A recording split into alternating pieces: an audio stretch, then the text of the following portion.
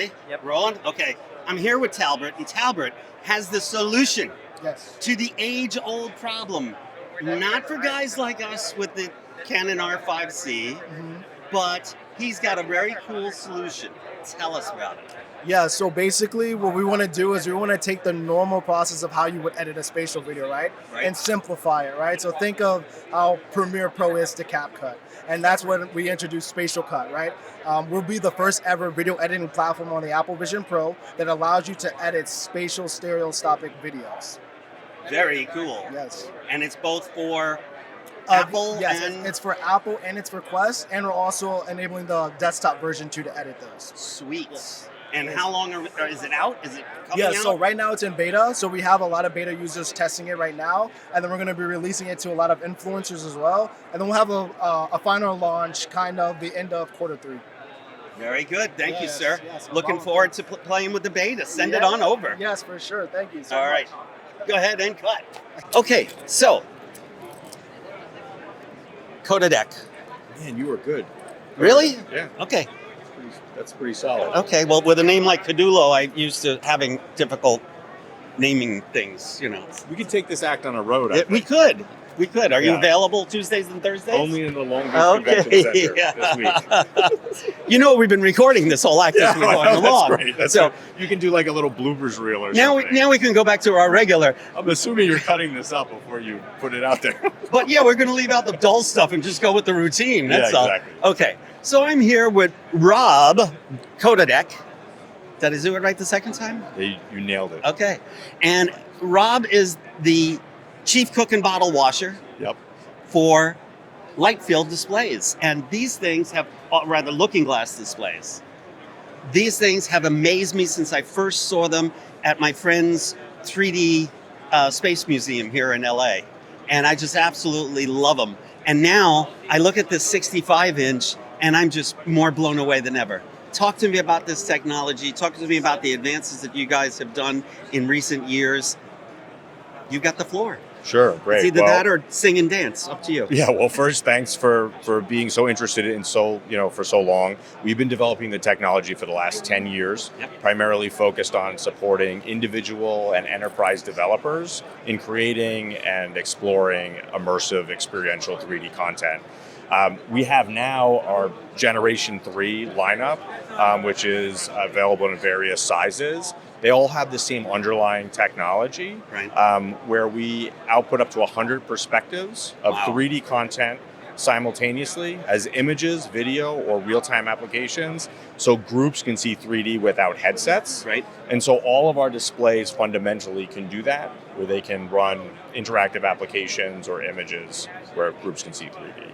So just for somebody who doesn't know, does content have to be something special? Can I just hand you video from my Canon R5C with its dual fisheye lens, and can you convert that magically into looking glass content? It depends. Yes. So we have lots of pipelines into our platform for using 3D content of different types. Right. So we have plugins that go into the most widely used creator engines like Unreal, Blender, Unity. We also have a WebXR library. Cool. We can do conversions of 2D to 3D using AI Nice. and a variety of other things. So if you send us some content, we can work with you to get them on the display, or you can download some of our suite of plugins and try it. Cool. Now we had the 32-inch and the 65-inch are your newest ones. Is that correct? So the newest one is actually the Looking Glass Go. Oh, the little one. Yeah, hold on a second. Which I'll really grab has one. got me excited. Because I could see that fitting in my pocket very easily. Yeah. Just don't listen, Al. I'm watching you, buddy. Look over there. There's no 5-finger discounts here over at the there. Looking Glass booth. So this is the Looking Glass Go. Yes. This is our newest. Yes. It'll be shipping this summer. The Looking Glass Go is a personal device that allows people to put 3D content on it and share it. Right. And so you can take it with you, or you can use it as a spatial photo frame.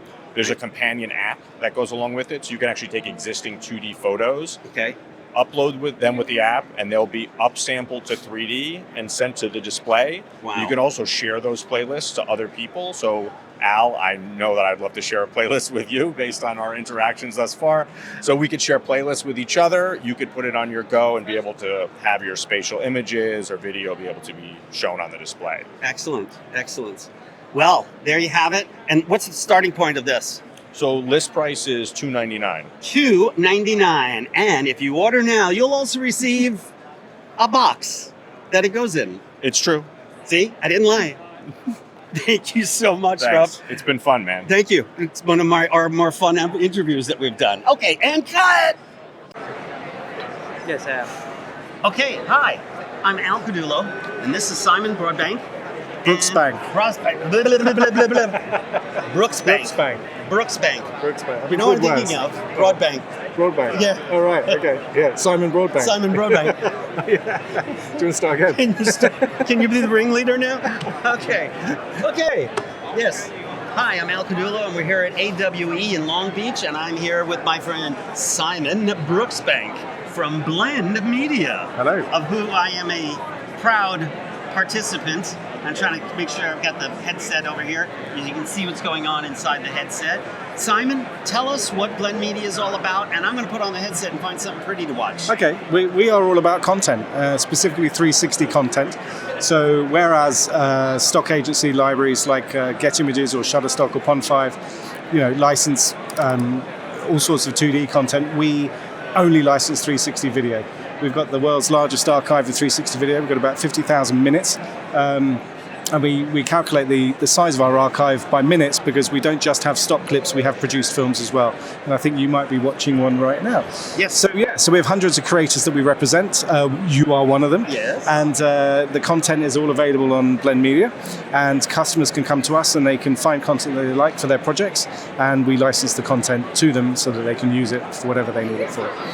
Okay, now I've been told by a little bird that possibly you're going to be adding VR180 content. Is that true? Well, we already have some VR180 Yes, content, and I think you may have submitted some very recently, actually. That's right, some beautiful 3D VR. Yours is the best, obviously. Yeah. So there you have it. If you need content and you don't want to hire somebody to go out and get it, or if you do, We do, because we also provide production services too. Exactly. Because we have filmmakers all over the world All like over you. the world. If someone came to us saying, we need someone to film something in Thailand, who am I going to call? Who am I going to call? Yeah, exactly. So there you have it. If you need footage, it's here.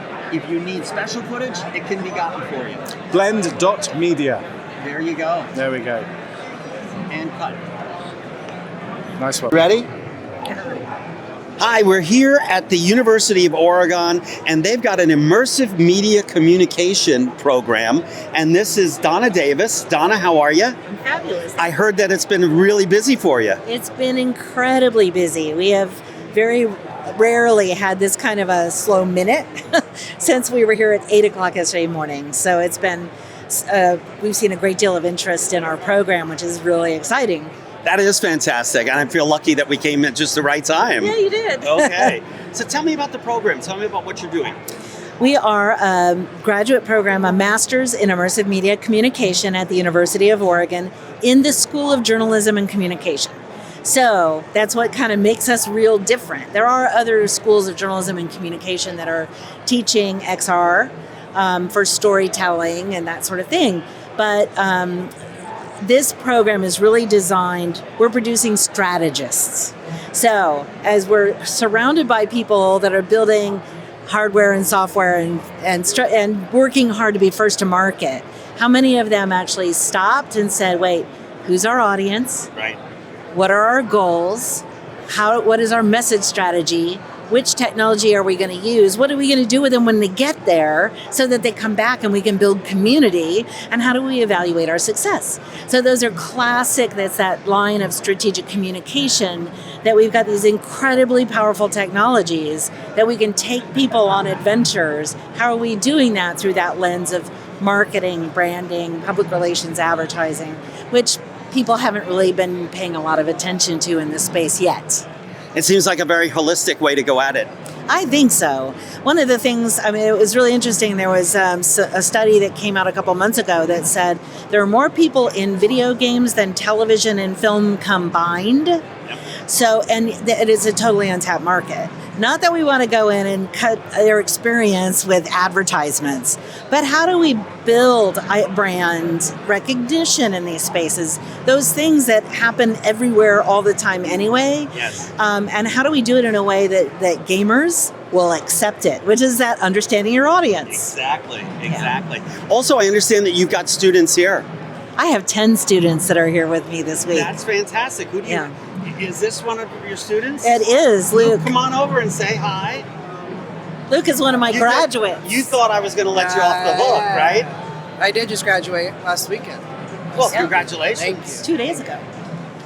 And how do you feel about the program? And Donna won't beat you too hard if you say something bad. It was great. I entered knowing I was interested in extended reality. I may have been the biggest advocate, I think, in my cohort, and I personally take more interest in the designing of the experiences and creating experiences, but it's been awesome. So what direction are you going to be going in? What's your expertise? I like research, so it might be a stepping stone into the PhD, which isn't normal. But if I do research, it will be in augmented reality and probably, society and augmented reality. But if not that, if there's an alternate path, I think just creating some AR experiences for social good and seeing how we can utilize AR for the betterment of humanity is kind of... So before you entered this program, how did you find out about it and what made you decide on this program? So my undergrad is in psychology, which is a more research-focused program. I actually reached out to Donna in 2020 or before, years ago, and was just kind of shopping around looking for programs that at the time I was interested in emerging media, which turned out to be XR, but just trying to get into the world of AR and VR and XR, and I'm from Portland area, so it was a local and ended up being kind of the best match because the faculty's all great, and there's another instructor, Danny Pimentel, and Donna, and she sold me on it. We'll give her some kudos. But yeah. Well deserved. Yes. And just my interest in the immersive tech is kind of what brought me to it. Yeah. That's fantastic, and I wish you all the best with it. Thank you. Donna, I think you're doing a fantastic thing here, and I appreciate it from the business side of things that I'm on, and I hope you're doing stuff with virtual video. Well, we are, absolutely. And that's actually, let me just, as we look across the table, we have these experiences. So the experience loaded on this headset is telling the story of endangered sea turtles. So when you lift up your hand controller, it's the fins of a turtle. You have become the turtle. Wonderful. And you are swimming through the ocean and experiencing what it means to be endangered and in treacherous territory, which oceans have become, which is also our Waves of Jeju, it's about environmental advocacy through the lens of storytelling in VR.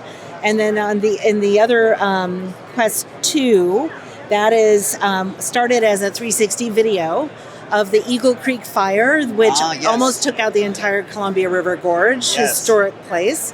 And our colleague in multimedia journalism did the 360 video, and our students and Danny, our other colleague, is converting that into photogrammetry in a way that you can walk through the burn, which humans are allowed to do unless you're a ranger in the woods. Yeah. So, and our students also, the experience that we have on one of our iPads is this Hope for Haiti project that's right next to us. Wonderful. So they built the content for that.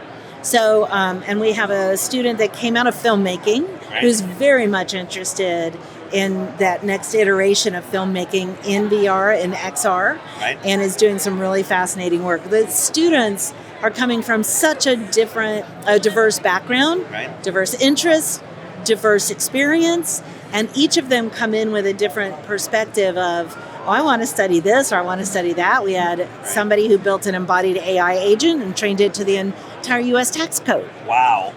Luke actually didn't say his project was so cool.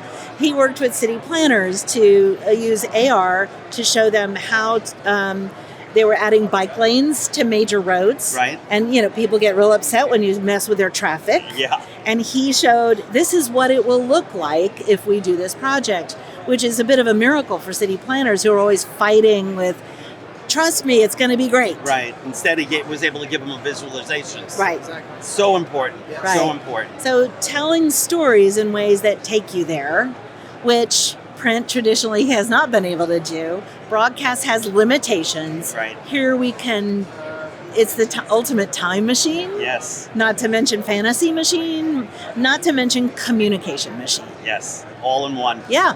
That's fantastic. Thank you guys so much. Yeah, my pleasure. Thank you. And Okay. good luck. Thank you. All righty. Okay. I was super excited when I saw that Meta had a booth here. There was so much I wanted to ask them about. The upgrades to the Ray-Ban glasses, the upcoming new Quest headset. But unfortunately, as we started to speak with one of the representatives, this happened. Yeah. So I'll introduce you, and then I'll have you tell us all about the Ray-Ban. Okay. Recording. Yeah. Okay, you're recording?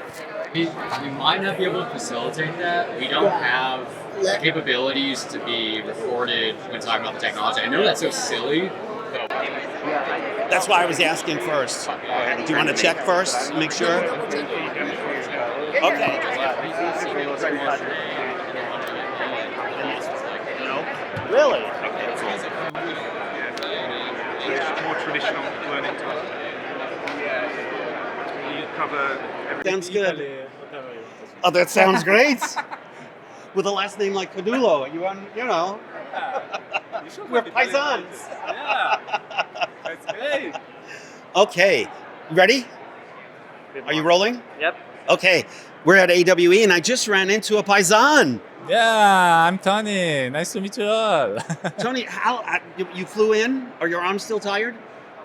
Let's say I'm very tired, but also very excited. So I'm keeping very alive and kicking here because there's so many cool things to try. So I'm happy. Is this your first day at the show, or did you came in yesterday? I came also yesterday, so did it's we. and also the day before for the badge retrieval. So yes. it's I've already seen a few friends. What have you seen that's excited you?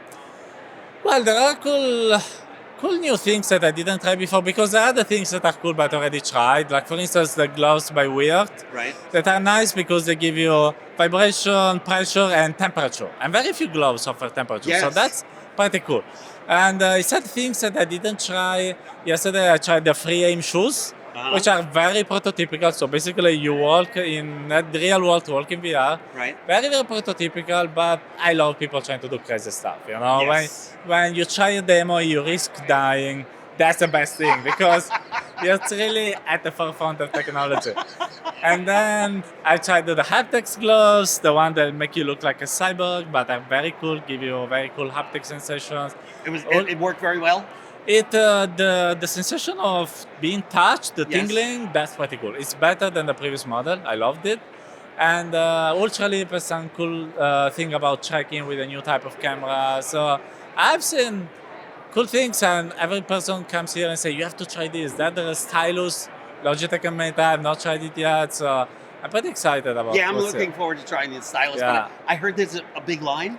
I heard that as well, and my time is limited. Let's see if we can sneak in. I tried to see, hey, I know that guy, let me in, but didn't work. Doesn't work. The Doesn't work. Paisa Italian approach didn't work. So what do you think of the Ray-Ban glasses? That was something I just tried out and I thought it was pretty cool, but kind of low on features. What do you think? Well, I think that on this side, Meta is doing something good in the sense that they're trying different approaches. And one is the one that we always tried. So let's go from the try to do AR, the future, etc. Right. And that's good. On the other side, they're trying something new. So let's try to go from the bottom.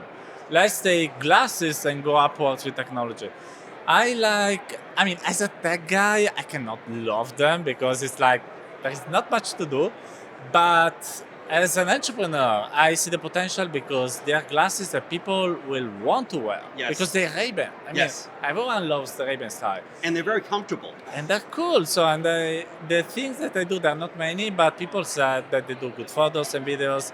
So I think it's a good approach. I'm excited about that, to be honest. Okay. But of course, it's the start. So we are still early stages for everything. And luckily, we still have to wait. Everyone says 5 to 10 years for everything. Every year is 5 to 10 years. I started calling it the Vitillo's law of technology. You have to say 5 to 10 years because it's distant enough that it's possible, but it's close enough that people are not desperate that it's too distant.